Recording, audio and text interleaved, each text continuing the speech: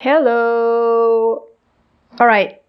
So I am currently in my studio getting ready for a painting session, and this is indeed unusual because normally I'm done with painting by now. It's about 5 o'clock p.m. But because the days are so much shorter now, by the time I get to painting, it's already dark and everything is falling apart. So I really needed to adjust my schedule recently. So I decided to paint in the evenings from now on for the duration of the winter and probably early spring. I'm actually really excited because I realized that the tulip season is back, and so I got a bouquet of tulips. I got it yesterday and I started painting it yesterday, and so this is progress as of session 1. But I don't want to digress with the details of this painting. I'm going to talk about this painting specifically in my other video, so make sure you come back to check that out. As I'm preparing for this painting, I'm looking around and I feel like I wanted to give you a little bit of a tour. I love watching studio tours of other artists because I'm very interested in how artists set up their working environment, and so I thought this might be interesting to you as well. First, my studio is actually not that big. I don't know what the square footage is. It's small enough for me to feel like I have to keep unnecessary furniture out of this room, just because I want to keep the flexibility of being able to move things around as I need to. But it's not so big that I don't know what to do with the space. Obviously, I can always use extra space, but given the circumstances and the current state of things, I think the size of the studio is okay with me. And I learned how to work in relatively small spaces, so I really have no reason to complain. So anyway, let's start with the mirror. So I imported this mirror from one of my other rooms in my place very recently because I kind of got tired of having this mirror right in my face in my living room. So I changed things up a little bit and I brought it here, and I feel like this mirror works really well here because I can use it for different purposes, this being one of them. This is actually working out pretty well. This mirror is something that I got a while ago. Many years ago. It was kind of thrifted from the street. It's a long story. I don't want to digress with that. It's a sentimental thing. I still have it, and I think I'll have it for a while. And here I have a couple of paintings I've done in the last couple of years. These are paintings I've done during the summer. And these are paintings I've done in daylight. The painting obviously that I'm doing now is not in daylight, so it's going to be a very interesting contrast when I compare this new painting to these two paintings and any other painting that I've done from daylight in the summer. The vibe of the new painting is going to be much different, but interesting nevertheless. So we'll see how that goes. I have 2 windows in my studio.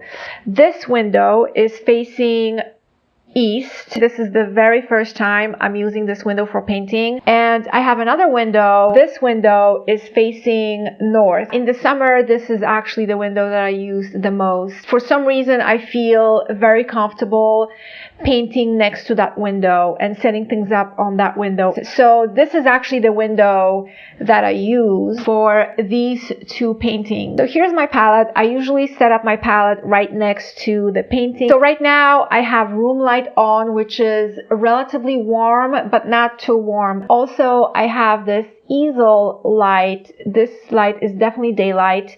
The problem with that actually sometimes is that there's a lot of glare falling onto my palette. The good thing is that my palette stand is adjustable, so I could put the palette tray in vertical position to avoid the glare. Notice the toilet paper.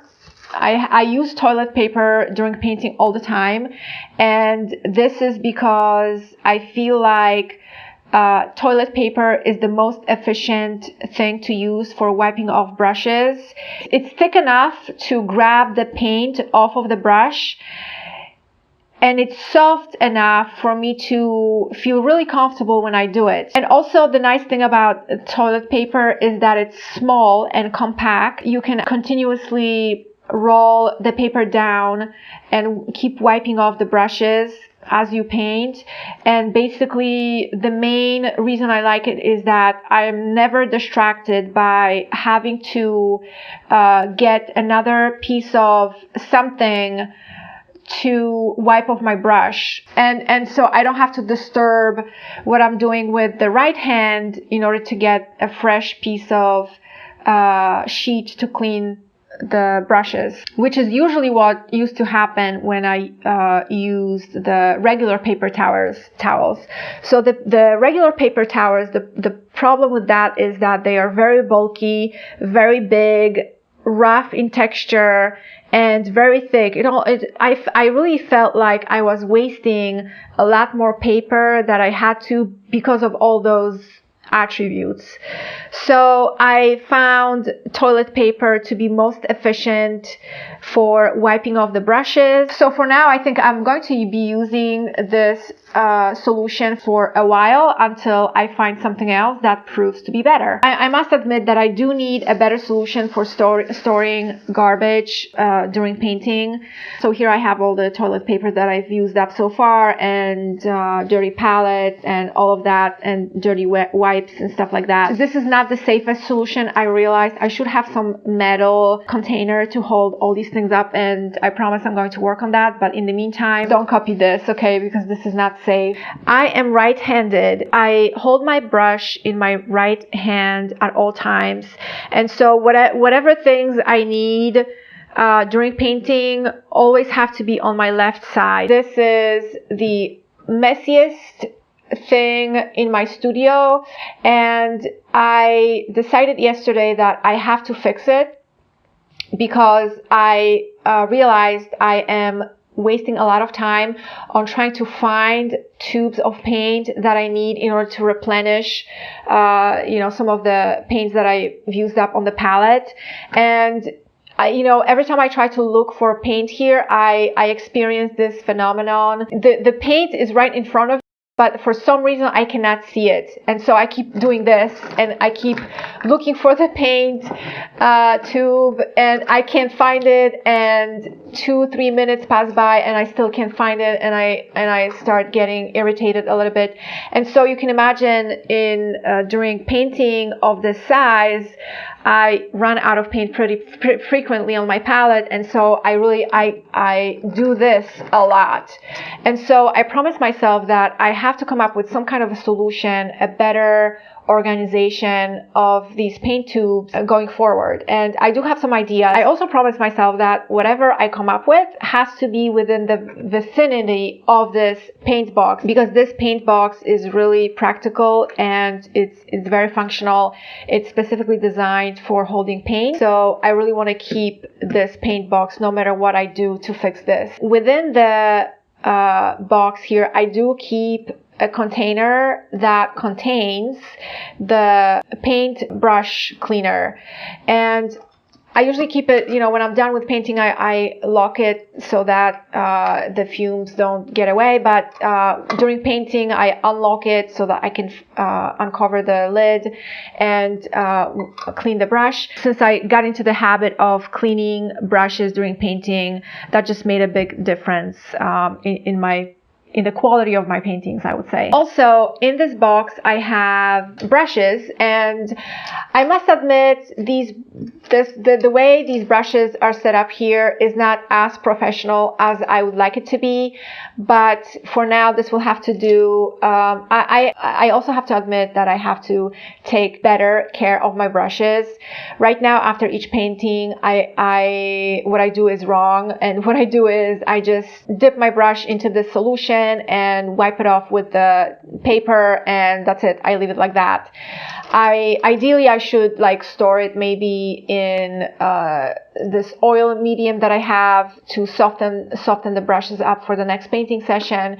But anyway, I'm still a work in progress type of painter, so there are things I can improve on all the time. There are certain brushes that I never use, like you see, like these brushes were never used because I feel like they are too big for what I usually do, but I may need them one day. The one thing that annoys me about brushes, the metal thing here is called ferrule. I think that's how it's pronounced. I'm not sure why paintbrush makers insist on using metal for this. These brushes, I'm sure are done with input from painters, and I don't know, maybe other painters don't find this irritating, but the metal ferrules actually reflect light a lot. You can see how much light is reflected, and during painting this is actually very uncomfortable.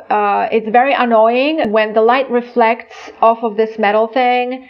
It hits my eyes unexpectedly, and it's very, very uncomfortable. And so sometimes it's very hard to mix paint because the glare is very distracting. I did find recently paint brushes that have black ferrules, which I really appreciate. I'm going to be switching to these type of brushes for all sizes. I don't know how to focus this thing, but basically these are the Princeton brushes. So as you can see, there's still some glare, but the glare is not as significant as the glare that reflects off of the metal ferrules.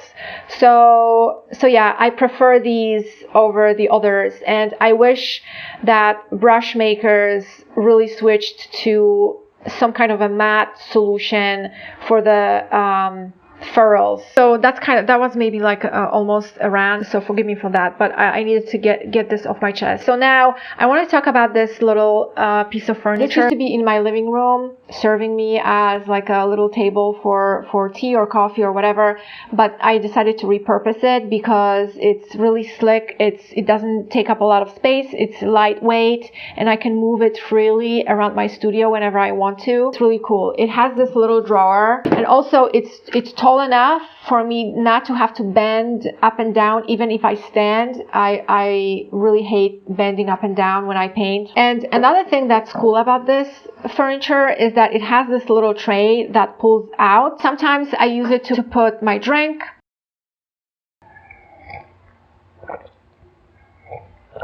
Sorry for the slurping, but that's how I do it. Yeah, so I usually use it to put my tea. I do have to be careful though, because if I keep my solution for painting, for wiping off brushes here, there's a risk that some of that can drip into the glass. But this is very practical, very useful when I paint. And at the bottom, I do have another little box with some additional paints. These are acrylic paints that I'm going to be using for other projects, so stay tuned for that. And I also have this stool, and this stool can be raised. I don't want to unwind it now because it's too much work, but I also find it useful to put additional things for easy access during painting. These wipes are the most useful thing. I use them all the time during painting. I have tried other brands, and there's always something wrong with them. I either don't like the way they smell, or I don't like the texture, or there's always something wrong with them. So I found that this specific brand feels good, it smells good, and these wipes are actually really good for cleaning paint off of the skin. So I do want to make sure that I'm always safe when I paint, but I especially don't like getting paint on my skin. I try to be really safe from that perspective, and so I use gloves, but I only use one glove. I use the glove on my left hand, and this is the hand that holds the toilet paper when I wipe off the brushes, and so this is the hand that gets the most paint. So I do have my glove on in my left hand. My right hand holds the brush because I'm right-handed. My right hand never gets in contact with the actual paint. But obviously, as soon as I get a little bit of paint on my skin, I do use these wipes that I showed you just now, and they do a really good job with cleaning off paint from the skin. Also, the fact that I learned to paint with only one glove on is very helpful. The hand in the glove always gets sweaty and it becomes really uncomfortable at some point. So, dealing with that on one hand is always better than dealing with that on... I've been told by many people, especially at the league, I've been told that I am the cleanest painter they've ever seen. And this is partly because I am careful. I do not want to get dirty when I paint. I am somewhat concerned about the toxicity of the paint, but the reason I'm able to stay clean is because of the way my painting process is set up. So I have put a lot of thought into, making sure that my painting process is efficient, my setup is efficient. All of that contributes to the fact that I end up really clean at the end of each painting session. Also, I was actually surprised by people who would get dirty during painting, because I feel like there's really no reason for a painter to end up really dirty. It's like, how did that paint get onto your clothes? Yeah, like how did that happen? And the portrayal of painters and the painting process in movies, for example, in movies about painting, I think is inaccurate, because they always present painters as these messy, sloppy people that throw paint around without like any purpose almost. I mean, this might be true for like abstract painters. They also tend to show these aggressive movements. It's not a real representation of how painters paint. It's gimmicky. I've seen a lot of painters paint in real life, and I have never seen painters go crazy like that with the brush. It's not real. It's not realistic representation. But anyway, I digress. My point is that there is really no reason for a painter to be dirty at the end of the painting session, especially if one does realism. So realism is such a careful process in my mind that it does require careful thought, and so that in turn implies careful handling of paint, careful handling of the painting setup that is around the painter, and that in turn results in being clean at the end of the painting session. This is my thought process, and that's kind of what I've done so far. Even in my studio, you can see the floor is clean. I do have a rug here that I stopped caring about. So there is a little bit of paint on the rug. This is due to like things falling onto the floor sometimes. I just let it be. I do not go crazy, and I don't try to clean the rug. There is a little bit of paint on the rug. I'm not like super clean. I do have, like, if you enter this room, you will know that somebody has been painting here, but my walls are still clean, and I want to keep it that way. Like I said, there's really no reason for me to be sloppy. I actually started to take pride in the fact that I'm able to paint in a very clean way. So yeah, call me crazy, but I kind of like it. Okay, so now let's turn this way, because I wanted to show this wall, and this is something that I curated recently. So I have so many drawings. I think I counted like over 500 pieces of artwork that I've produced so far. At some point, I decided to put some of my work up on my walls in my workspace, and also in my living room, and all like around my apartment, because I feel like storing all this work in a place, in a dark place, dark, cold place, it's unfair to the work. And so I decided to put up my favorite pieces and pieces of work that I really like, or pieces of work that I find inspiring. This also allows me to look at all of this content with critical eye and see where else I should be improving on, and overall where my work is going. This big painting right there it's blocked by a tripod right now, but it's a painting I did recently. There's a video about the painting process of this, so feel free to check that out. And so yeah, so these drawings, I really love them. FYI, another painting of tulips I did last year. I really like this chair. This is the only other piece of furniture that I have here. Sometimes I just sit there for hours staring at, and it's very comfortable. I like it especially in the morning and especially in the summer, because this window, as I mentioned, is facing east. So in the summer, the light that comes through this room is very beautiful and very different every morning. So in the summer, in the morning, I really like sitting in this chair and thinking things through, making decisions and planning. And that's basically it. So I hope you like this overview. Let me know, how does your studio look like? Is it big? Is it small? I'm really interested in, like I said at the beginning, how artists set up their workspace, and I know that everybody's workspace is very different. Some people don't have the luxury of actually having a workspace. Anyway, I do feel very fortunate for having this space. All right, so I think it's time for me to start focusing on this painting, because it's been a while since I started recording this, and I really want to get a lot done today. So I'll see you in another video. Okay, ciao.